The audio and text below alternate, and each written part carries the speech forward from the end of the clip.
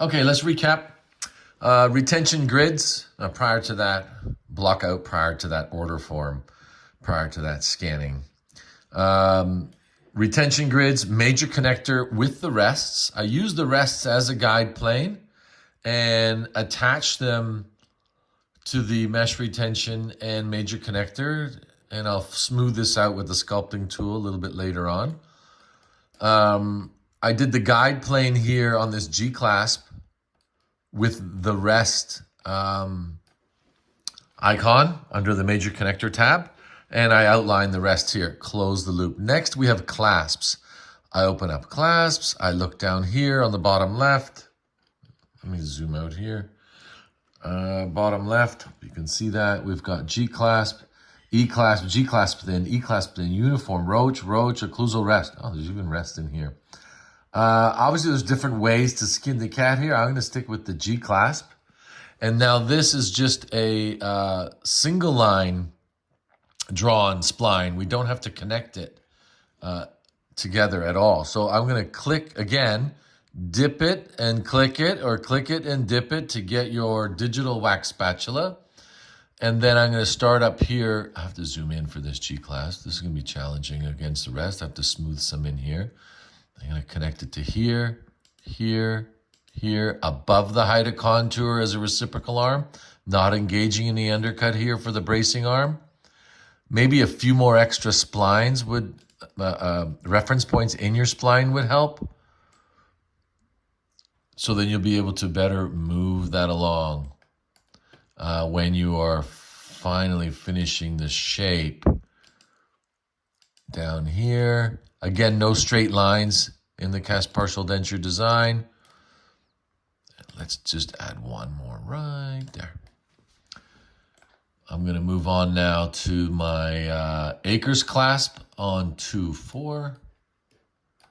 We'll start with the reciprocal arm. We're going to put it right in here to get the right viewpoint to drop it, because there is a occlusion here. So I'm going to, ooh. Oh, I didn't unclick the last one. Interesting. Did that mean I removed the whole thing? Again, good learning curve here. Let's start it again. No big deal. We have to exercise some patience here. Double click the last dot, I think, is the what I missed to do. Zoom in.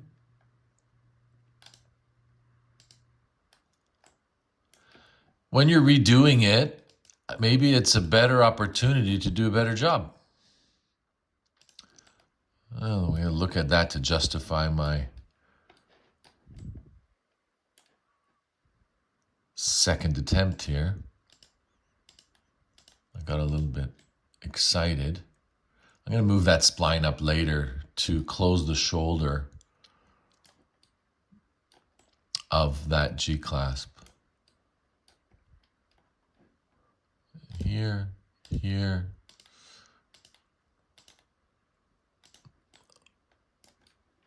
And then double click the last one. And then there we have our clasp. That's all we forgot to do. And we'll move over to this side here. Zoom out to get a reference of what I'm doing.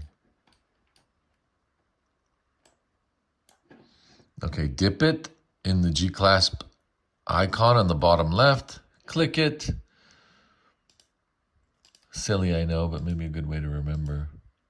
I need something to remember to double click when I'm finishing my design here. Get a better angle at it here. So I'm stepping over the guide plane that I created in in the rest icon under major connector.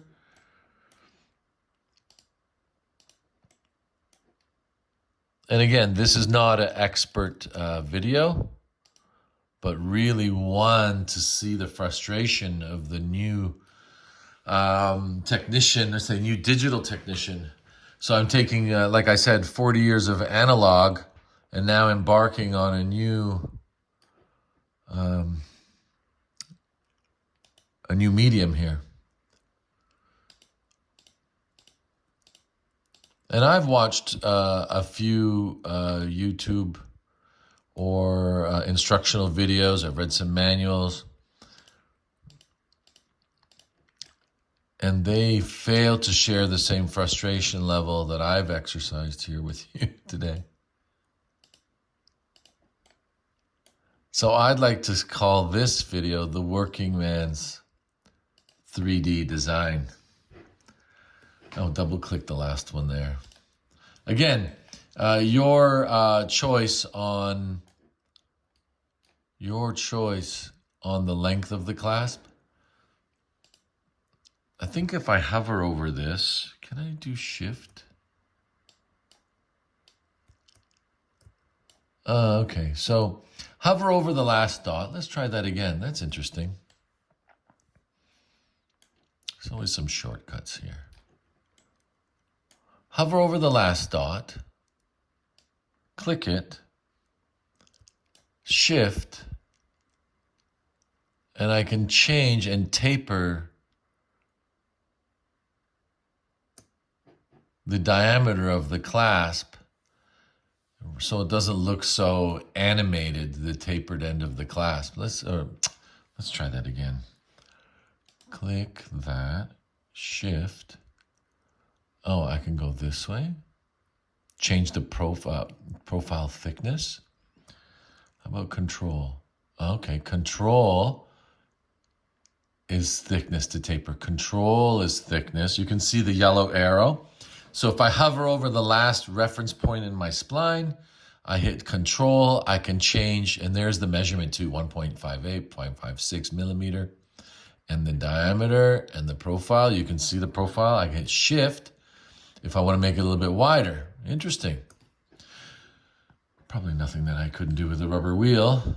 Okay, that's the cynicism of the dental technician analog. Something I couldn't do with my handpiece and a rubber wheel. But hey, this is digital time. Taper the end of the clasp. Again, I have to visualize what this will look like in the printed form or even in the laser sintered form to see that my two-dimensional digital design, which is CAD created, does that satisfy me? And I think that's what I'm missing, I think, is that tactile sense of feeling a three-dimensional object, and like, is that exactly how I want it? So see, what I'm trying to say is, let's say I did this in digital. What would that look and feel like when it's printed, polished, cast, electroplated, etc., and fit back on the model? And what is now this undercut? If I even go back to step one, how does that affect my ability to activate the clasp? So therefore, what's the ultimate strength of my chromium cobalt, or the modulus elasticity for me to activate these in function? And I think you can get there. You would just have to do a few prototypes. So if I did this design 3, 4, 5, 6, 7 times, printed, cast, and each time improving, then I would know what to do if I was to embark on a design for the first time. And I think that's true for any kind of new tech. You're going to have to do some trial and error. So there's my clasps. I used hover over the spline point for control, and then toggle wheel or shift for diameter and thickness. And again, you could move over your spline line marks to move them further apart, change the shape, lift up the guide plane shoulder here. If I wanted here, I'll just show you, I could lift up the guide plane splines here. Let me get into the center of the screen. We'll come up a little bit higher here, kind of parallel with the marginal ridge. Nice. Now I've got this kind of lump because I've stepped over top of this rest design. And I think I need to go into now my next step, which is sculpting.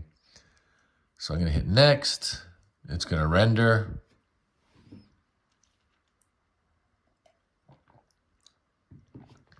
And then here we have positive. These are my wax knife settings. I got a plus, I've got a minus, and I've got a smoothing one here. If you hover over it, it tells you what it is. Add, plus, remove, minus, smooth, little teardrop of wax. Pre-settings of my wax knife. This is like having 7 types of, 7 spatulas, removing and carving and adding. Let's see if I just do, let's just use this guide plane since that's where I was. And you can see this joint is kind of thin here. So I can hit add. So you got to dip it. I can see the diameter. And now I'm holding down the mouse clicking.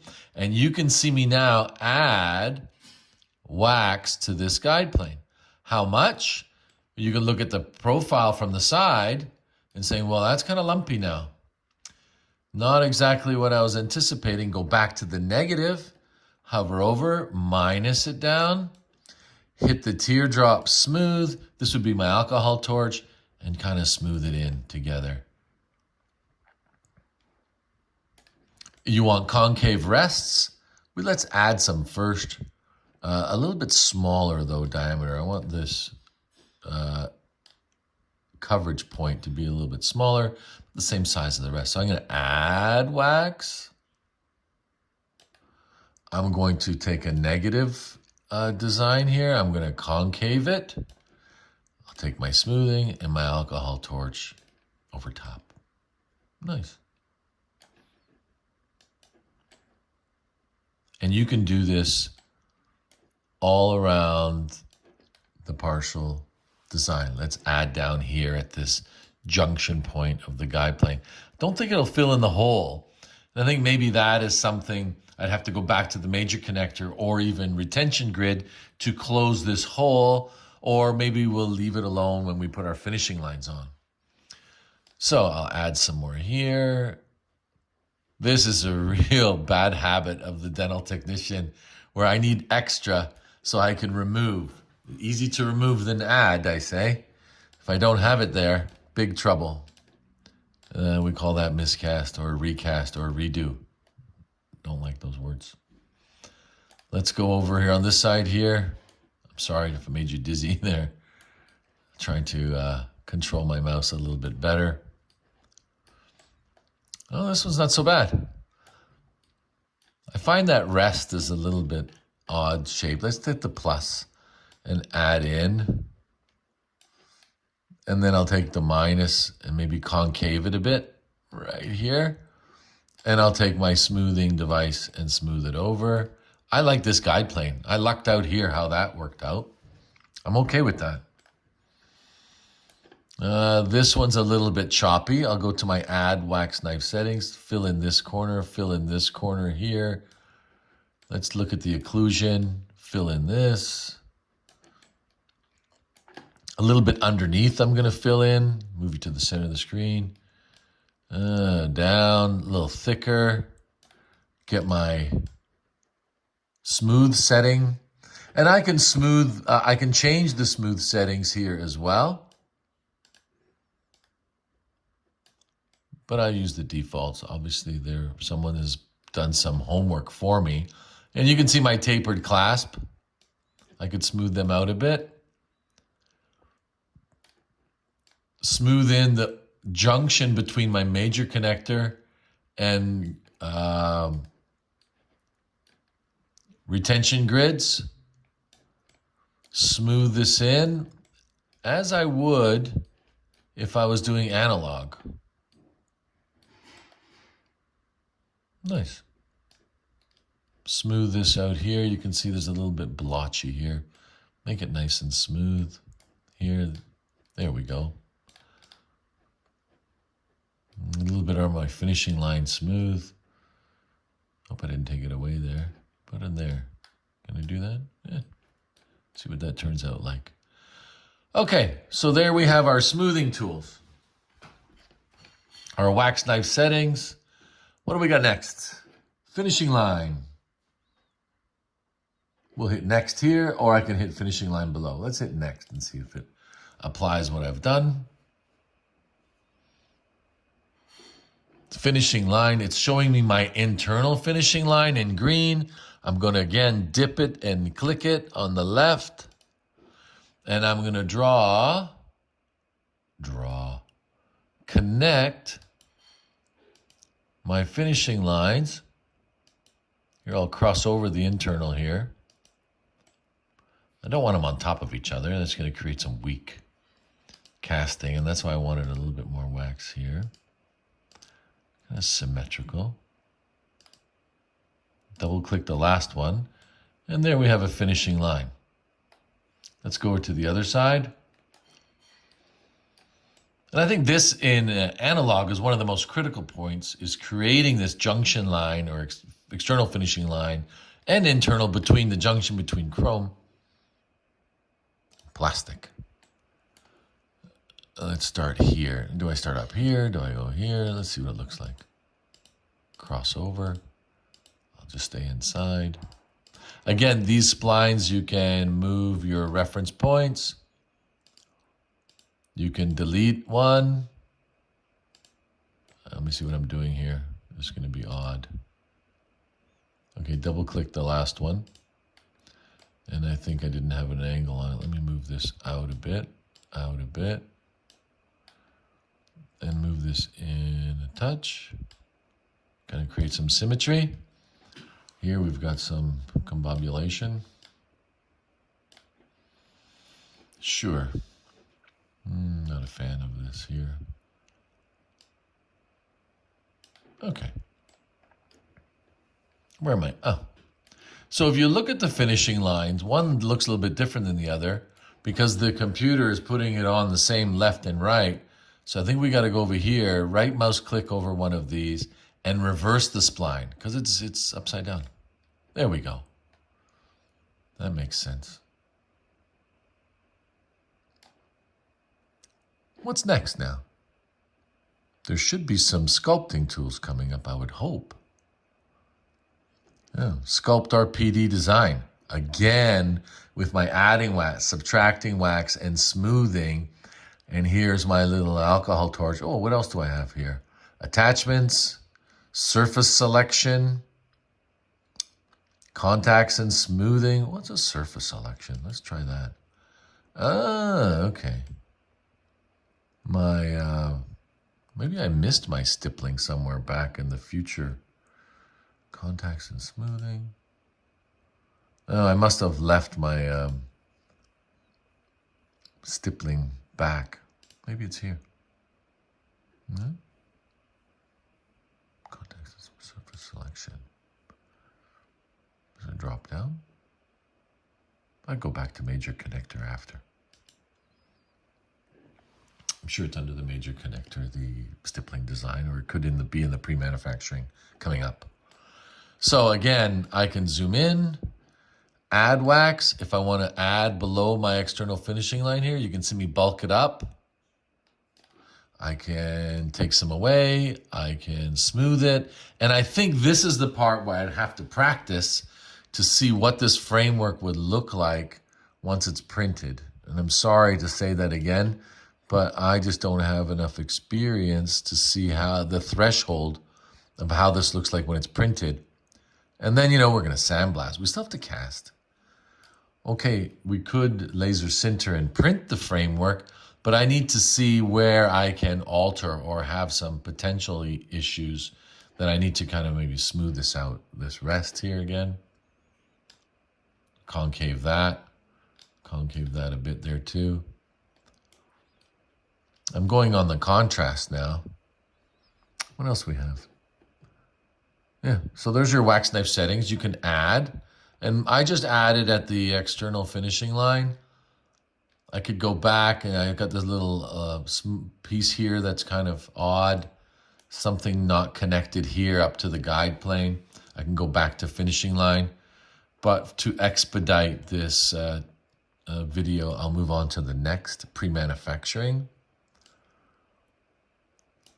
And like I said, this is maybe my fifth or sixth one, or maybe the second or third time doing an upper. And I'm trying to get it to do what I want it to do. And I'm somewhat satisfied. Like I said, I'd have to move on to printing this. Let's see next. I think we got to pre-manufacturing. Pre-manufacturing. Oh, there's stippled wax right here on the bottom left. What do we got? Medium. Let's use something coarse. So you'll be able to, what do we got under settings? Linear space, coarse type 1, stippled wax, accessories. Ah, okay, I see accessories. Dip it and click it for the diameter of a tissue stop. Isn't that this area here? Oh, right there. Tissue stop on the upper, I'd put outside the tuberosity. I'm going to have a minimum space there. And then we have our,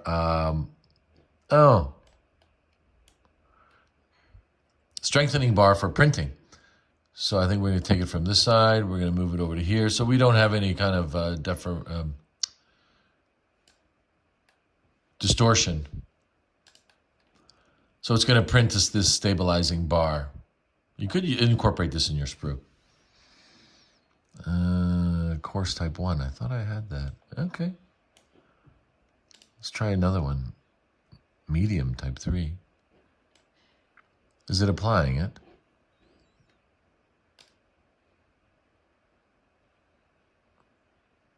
RPD design. I'm going to bring my opposing in to look at my bite. Oof. I know that there's room when I hand articulated these. But if there isn't, I'm just going to adjust it when I'm in the polishing stage. Okay.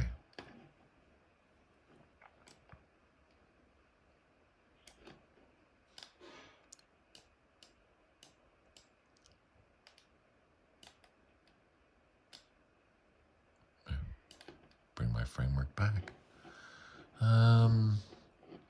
Next. What do we have next? Penetrates, preparation, scan. Typical. Typical me. Ignore the warning. I'd have to print it and see. I think it has something to do. It was showing here this area of this guide plane, highlighting the major connector. So now it's going into like a pre-production. And then now we have our finished RPD frame. We can save it at this point. And there's my stippling that has come through.